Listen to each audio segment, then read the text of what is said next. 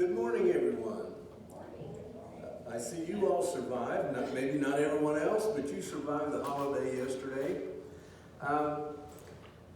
Today is the day after Christmas, so I was trying to think, well, what is an appropriate sermon to preach the day after Christmas? And I thought, well, what happened after the day that Christ was born? Well, there were several things that happened in that period of time. For example, we know that on the 8th day, Jesus would have been circumcised. He was taken to the temple to be dedicated. We know, we've already talked about the two older people, Simeon and, I'm drawing a blank. Pardon? Yes, that recognized him. We know that, as Malachi mentioned, there were wise men that came and warned Jesus of the tragedy that was about to befall and his trip to Egypt. And so we know some of that I'm going to skip over. And I want to land on the latter part of chapter 2. We jump ahead 12 years. There's not a lot said about Jesus during his youth. But there are some things, and this is probably one of the more well-known and publicized, if you will, events that took place in Jesus' younger years. He's 12 years old. His folks go to Jerusalem. They did that every Passover, and in the process of all the people and going home, it's not exactly sure why they didn't recognize he was not with them for as long as they did, but evidently they had confidence that he, at 12 years old, he's a good-sized lad, that he can take care of himself, and indeed he could. So when they finally realize he's gone, they go back, and where is Jesus? Well, he's sitting right in the middle of a bunch of older teachers of Old Testament law, and he's teaching them. And everybody's amazed at how well he's doing that. But his folks, when they finally catch up with him and they find him there, I don't know about you, but I would have been afraid of being in big trouble. And instead, their response is, well, how could you put us through this?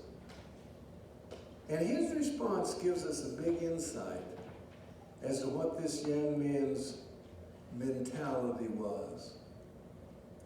He essentially says, family business. I got to take care of the family business. What's that? Well, God's business. That was his response. Don't you know that I have to be about my Father's business? Well, that seems to be a pretty mature thing, and there's no record of him being really scolded for that. But as I mentioned earlier when I read the text, I want to focus on the last verse of this second chapter. It's a pretty simple verse. It just says, as I read before, that Jesus grew. And Jesus grew in wisdom and stature and favor with God and man. I always wonder, well, what message, what lesson are we to learn when we talk about the Christmas story or when we talk about Jesus in general? And here's what I want to focus on today. First of all is that Jesus grew. Now, we think, well, that's obvious. He's 12 years old. He's not done growing yet. But we have 3 areas specifically that he's going to grow in. And if it's okay, I'm going to take those out of order, because to me there is an order of priority. The first one is Jesus grew in stature. What does that mean? Well, he grew up. He got bigger. Now, this would be an ideal time to talk about the benefits of kosher living. The rules of diet for Old Testament Jews. There was a book written that I'm aware of several years ago called None of These Diseases.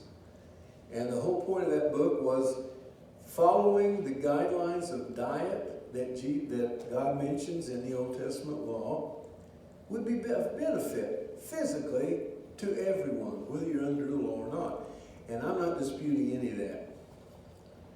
But here's one point I think sometimes is overlooked. The main reason that God required dietary instructions was not for that purpose. It's my belief. You don't have to accept it. Why did he say, well, you can't eat something that has a cloven hoof that doesn't chew the cud?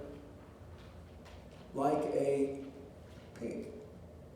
Why can't you eat a fish that doesn't have scales? Like a catfish. Why were all these rules? Why could you not cook a calf's meat in his mother's milk? And we think, well, to avoid the diseases? Well, might have been some benefit. But the primary reason that I think God had those restrictions is so that they would learn that to obey is better than sacrifice.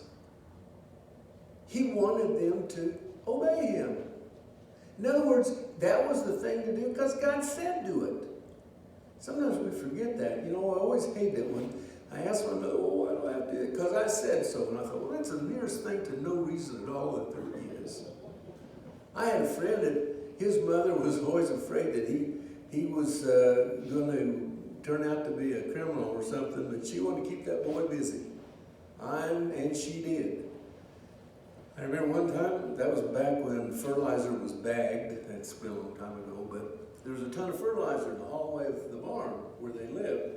And she said, and I'll use his right name, David, I want you to move all that fertilizer to over here. So he did it, because he was used to obeying. And then when he did that, she said, now, David, I want you to move, this literally happened. I want you to move this ton of fertilizer back over here. Well, he had a problem with that. I understand. I'd have a problem with that too. But here's what her goal was. Teach the boy to obey. Teach the boy to work. And she did a good job. He's probably one of the more aggressive. I mean, he's an overachiever of sorts. He's done very well. He's somebody that I would call a friend and have for over 50 years. But the point is, to obey was important. Now, as Jesus is growing physically, there are a lot of things that I'm sure happens in his life, not a lot different than what happens in our life. He learned a trade. He learned the value of work. It's not a bad value to have. Question is, are you growing? I don't just mean physically. Unfortunately, I am physically growing. And that's not good. And so I'm not talking about that in particular, but in your walk with God, are you growing? Because as Christians, as people of faith in God, we're obligated to grow. We talked in our Sunday school class this morning a little bit about calamity and hard times and what benefit are they to us, and the benefit is they help us mature, to grow. Matter of fact, James in his letter says, count it all joy when you encounter all these bad things that happen, because they work together to cause you to grow, bring about perfection. And so the question that every Christian should ask, not just in a physical sense, but in a spiritual sense, are you growing? James goes on in that letter that he wrote about faith and the relationship between what I believe and what I do. Faith and works. Because you see, we get that confused. We think that the way to be blameless in God's sight is if we do good. one problem with that. We don't do that good. Let's be honest. Each and every one, I have it on good authority that we've all sinned. Romans tells us that. All have sinned. That means you. It also means me.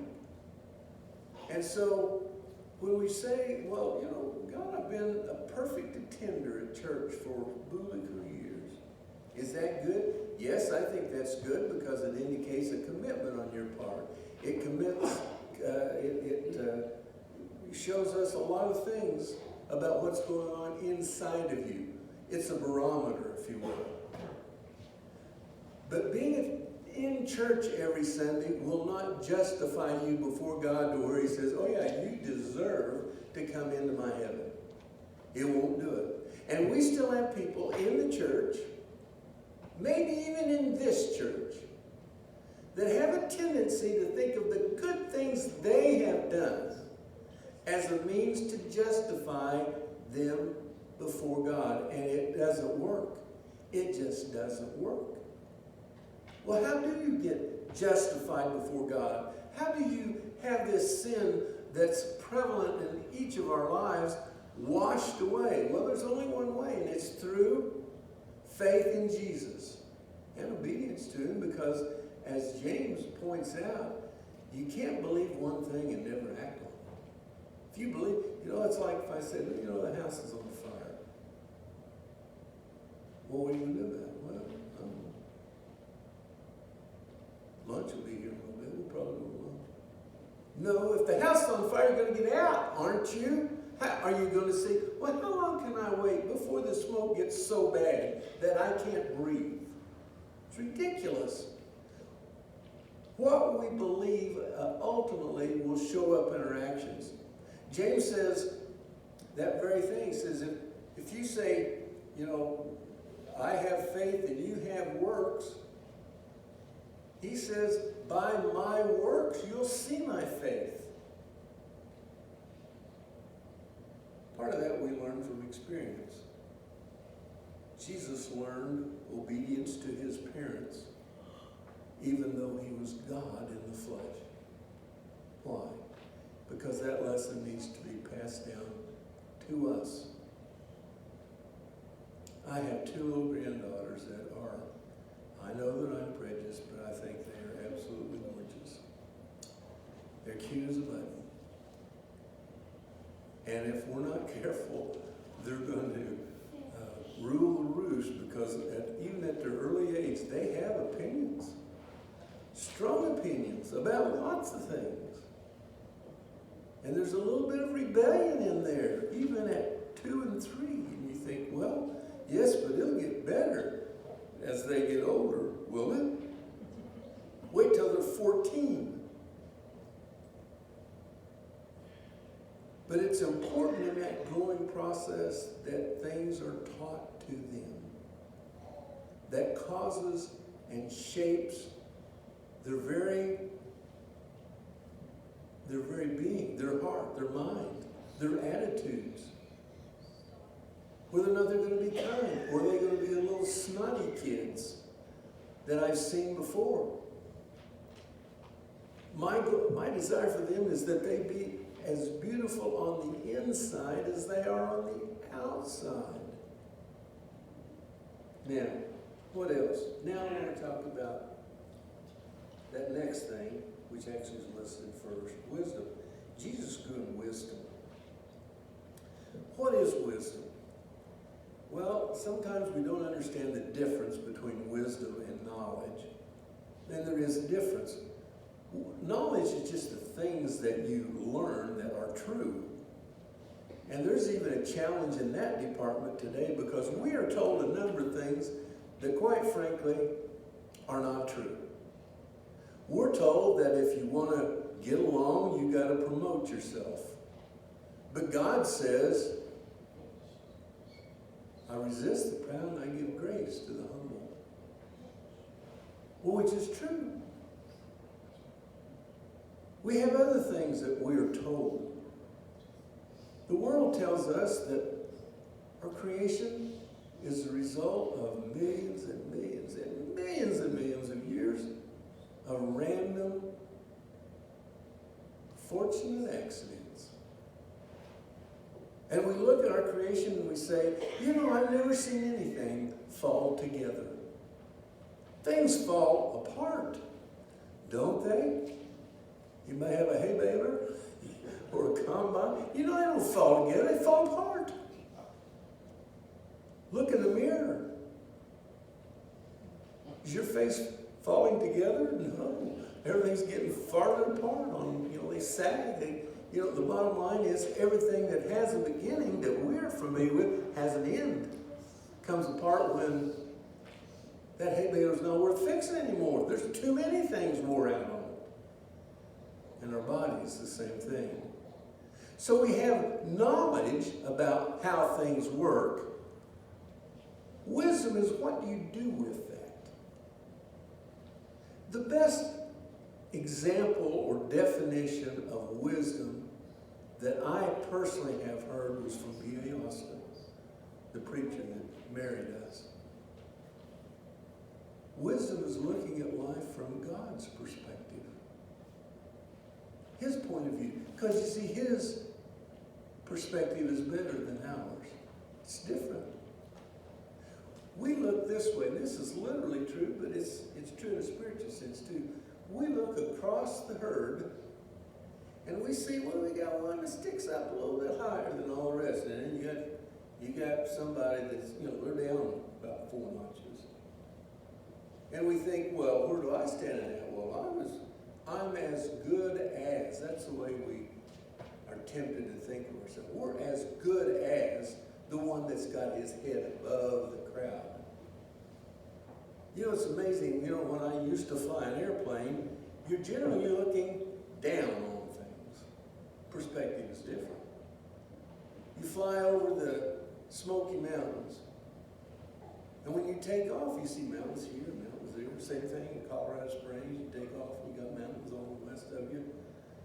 But once you're up in the air and you look down, you can't tell which one's taller than the other. Why? Because they're all just down there. They're a lot lower than you are. Your perspective is different. Now, that's true in a physical sense. What about in a spiritual sense? When God looks down on us, what does he see? Well, he sees the child that he loves that has the potential of being beautiful, but we've not fulfilled that potential. You see, every one of us has sinned. We've fallen short of his glory. So when we get to heaven, and we ask the question, there are all kinds of jokes about, when you get to heaven and St. Peter, and there's any number of punchlines. But the bottom line is, when we get to heaven, it's going to boil down to, well, why should he let us in? And then that's when, people say, well, I'll pull out my Sunday school pens. I'll show him my checkbook receipts or stubs.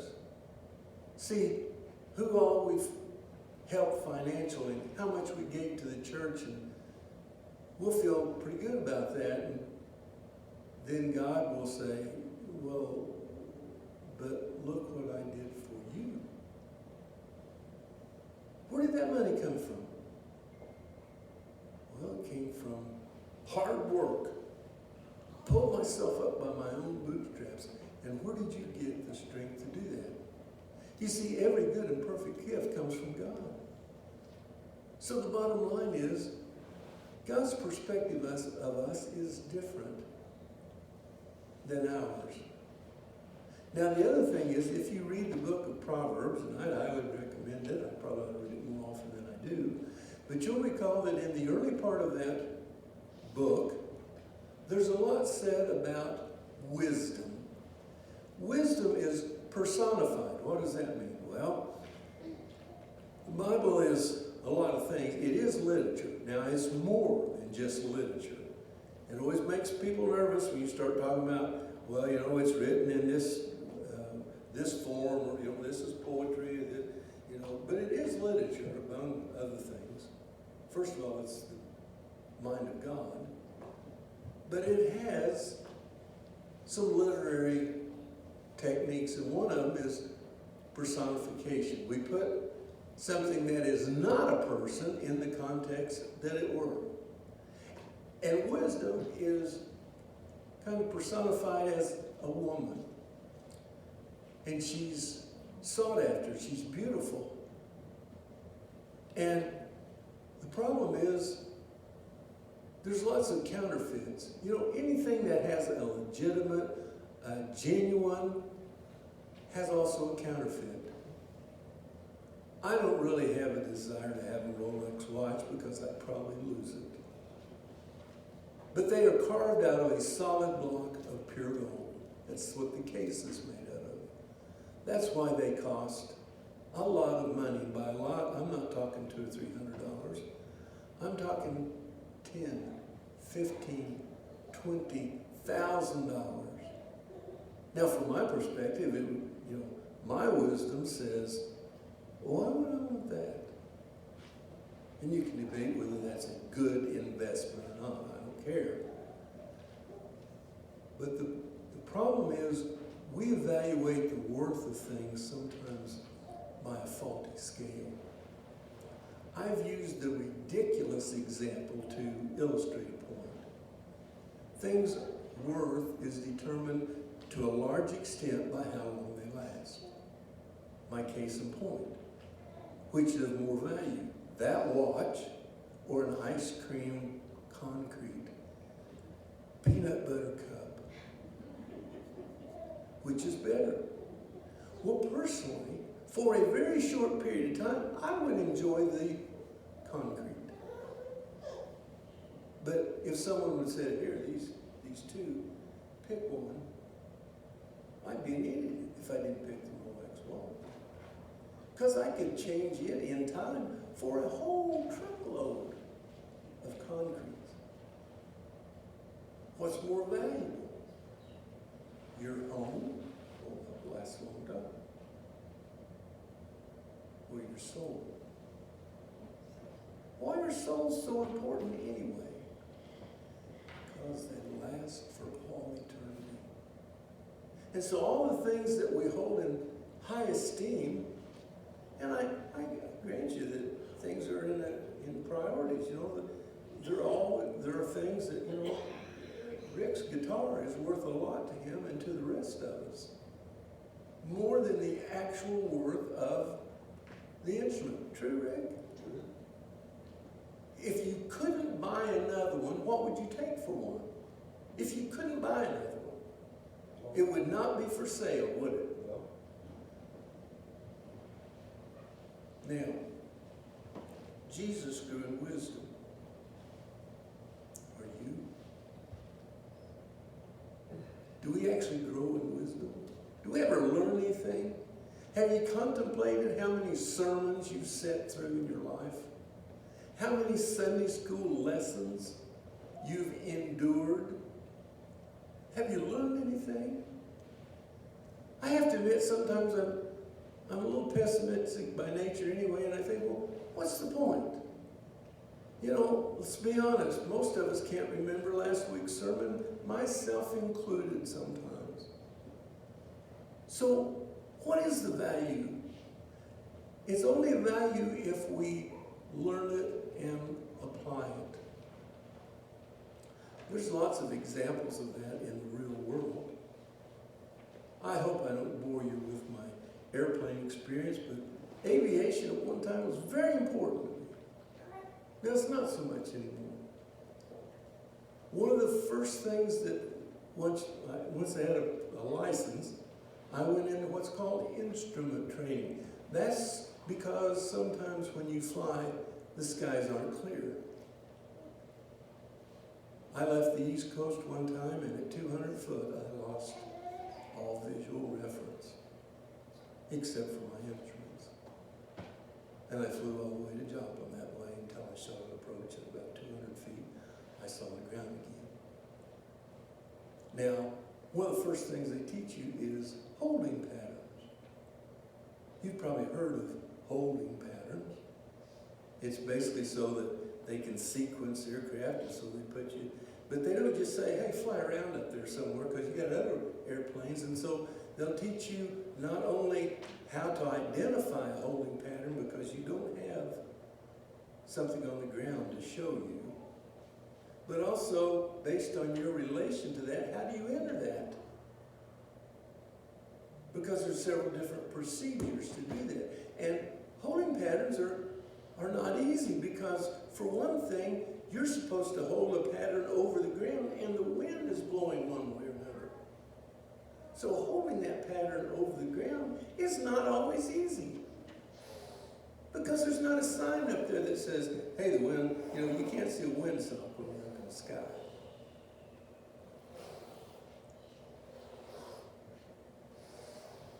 And you learn all that and you think, well, what's the point? In 2,500 hours of flight time, in the real world, I've had 2 holding patterns. 2. But both times, they were very important. Jane was with me on one of them. I hope she didn't notice how much tension I was under. It was over the Rocky Mountains. And the snow was falling, and the ground was white. But it didn't matter, you couldn't see it anyway. You were in the clouds. And of all the places in the world where there's not a lot of traffic, I get put in a holding pattern. So I can watch the ice building on the way. And I hold that pattern until they clear me from the approach. And at that point, it becomes very important that you know how to do that. I'd hate to have to pass a flying exam today. Now, this same thing is true with our spiritual life. How do we know what is the wise, the prudent thing to do in every situation that we encounter as Christians? You better have your nose in the book. You better at least know, what is God's perspective on these current event issues that we have to actually deal with?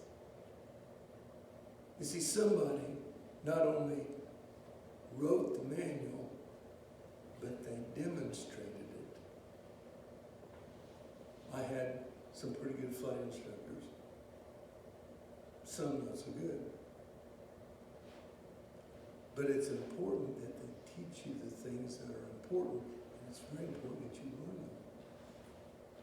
And while you're doing all this holding pattern stuff, your instructor will reach over and he's got maybe one of these little round soap dishes with suction cups on it. You know what I'm talking about? There went your vertical speed indicator, or there went your altimeter, or there went your HSI. Now what are you going to do? You don't have all the instruments that you normally have. Well, if you haven't learned how to compensate, you'd be in a world of hurt. Let's just be honest. 6 basic instruments. You lose one of them, you better know how to use the others. We have someone that not only wrote the manual, but he lived the life. You want to know what Jesus would do? Read his book. See what he did. In the case of his birth, we know the details there, but what do we know after that? Well, we know now that he grew. He grew in stature, but he grew in wisdom. He didn't stop there. That last part may be the most important of all. Jesus grew in favor with God. We'll stop at just that point now. How did he do that? He submitted himself to the authority of God. Even when his life was on the line, he was able to say, I don't want to do this really, really bad. I don't want to do this. But that doesn't matter. Your will be done. Well, how do you deal with situations where you know the right thing to do, but you don't want to do it? Maybe you're called to forgive somebody, They haven't said they're sorry. And they're not going to say they're sorry. They may even not ever know they did anything that deserves an apology. That happens. And what's our attitude? Well, until they deserve it, until they say they're sorry, why should I forgive them? Oh, well, let's see. What did Jesus do? Oh, it's more fun to compare ourselves to the one who's, that much shorter than the group than Jesus, because he stands way above the crowd. Well, what did he do? He was asked one time, well, how many times should I forgive somebody? 7 times? It'd be miraculous if people in our world forgave people 7 times. Now, that wasn't the right answer, but it would be an improvement if they did it 7 times. But that wasn't Jesus' response. Wasn't just 490 times either, but guess what? We'd settle for that. 70 times 7? In other words, well, how many times has he forgiven you? I wish I could say, well, I did mess up 490 times, and he forgave me every one. But he warned me, you better not do that again. No, it's not the way God deals with us, is it? He forgives us when we cling to the blood of Jesus as the only thing that washes our sin away. Yes, but what if just before I smack into that mountain, I say a bad word? And by the way, I've heard recordings of what people say. It would not be the last thing I would want recorded here on earth, but guess what? Could happen. Well, does the blood of Christ not cover that sin? Because you see, I didn't have time to pray after that. Our God deals with us with grace.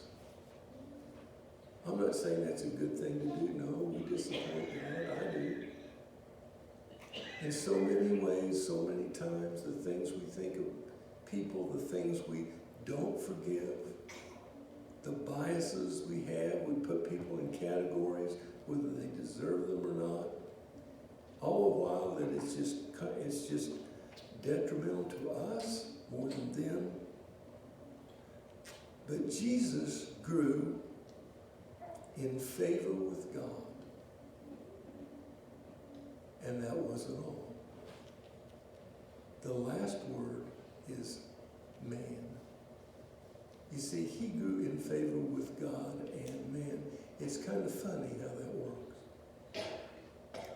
When you take a stand for Jesus, you're going to have people that are going to make fun of you. And when you're in grade school, maybe even high school, that is devastating. By the time you get to be our age, not so much. Why? Because you just really don't care that much what someone says about you or thinks about you. But if you can't take a stand for Jesus, if you're too embarrassed to use his name, what's he going to do for you? He tells us, you deny me, I deny you. It's that simple. Why wouldn't he?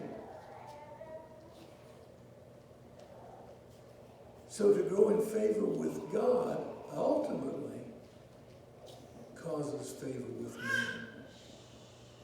When your high school friend is on his deathbed and you go to visit him and you think of all the things that he teased you about in high school, he's not teasing you about now, is he?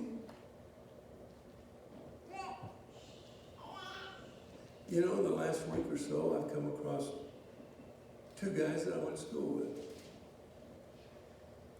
One of them, and I told him, I said, I never dreamed I'd consider you a friend, let alone a Christian brother. He was a year or 2 behind me, quite frankly. We didn't identify with each other at all. Never had much contact, didn't know him, knew his older brothers. But now, and he didn't wait till he had cancer to become a Christian. I'm thankful for that. but he has cancer. And in talking to him and praying with him,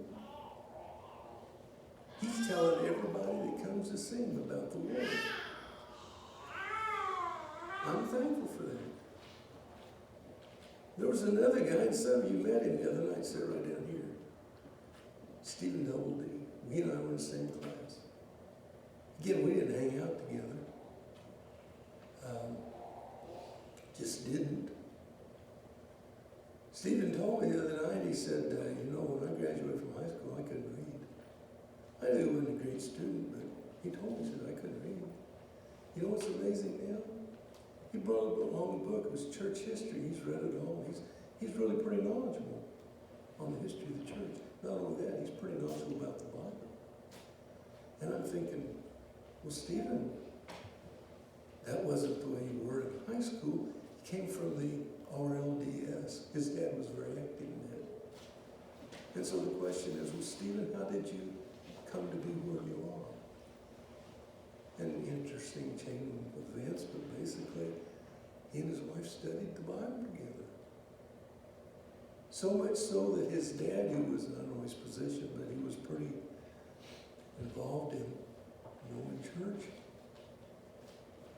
he became what we would call a Christian brother. I'm thankful for those.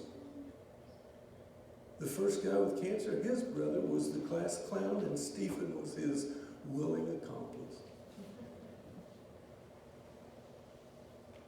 But the brother is now, he preaches in a small church not far from here. Bottom line is, he's a Christian now. One of our classmates passed away in the last year. He's the one that asked me to hide his bottle of whatever it was on the senior trip. But that's not where he was when he passed away.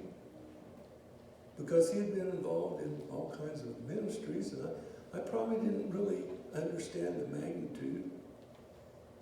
Gary Hamlin, the doctor in Webb City, some of you may know him, he's been here,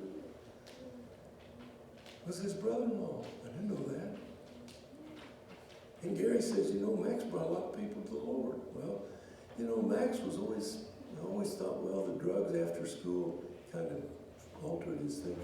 But the bottom line was, he knew about the forgiveness offered by Jesus. I'm thankful for that.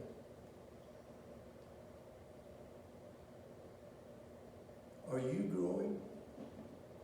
Are you growing in wisdom? Are you growing in favor with God and man? If not, why not? Is it just not that important? If we have someone that just doesn't grow, we say something's not right there. There's some sort of a hormonal unbalance. There's some sort of a physical defect. And generally, if a person demonstrates that kind of characteristic, their life generally is not very long. I'm sure there are, I can't even think of words, but there are exceptions to that. But in general, that's true. We say, well, there's something wrong with that person. They're not growing up. But with Christians, we thought, well, we got him under the water. Whew, that was close. And basically, we don't expect him to do anything after that. We don't expect him to grow. We don't expect them to mature. We certainly don't expect them to reproduce their faith in someone else. But that's not right. That's not normal. We're going to sing a hymn of invitation. The invitation is this. If you're not growing, you ought to be. If I'm not growing, I should be. So how do we do that? Diet and exercise. You start a colt when he's maybe 18, 20 months, 24 months old. And he's not fully grown, but you start riding him, you start giving him some exercise if he's not too young. And he'll start growing. It's amazing how that happens. It's diet and exercise. Same thing is true of the Christians. What you take in, and then what you do with it. Sometimes we're happy to just take in. When Tom Tucker was here, he said most people have never had a spiritual meal that they've prepared themselves. Think about it. Can you feed yourself? Does it have to always be spoon-fed by somebody else? The invitation is to grow. It's to mature. Stand as we sing. Okay, we're going to sing, I Have Decided to Follow Jesus.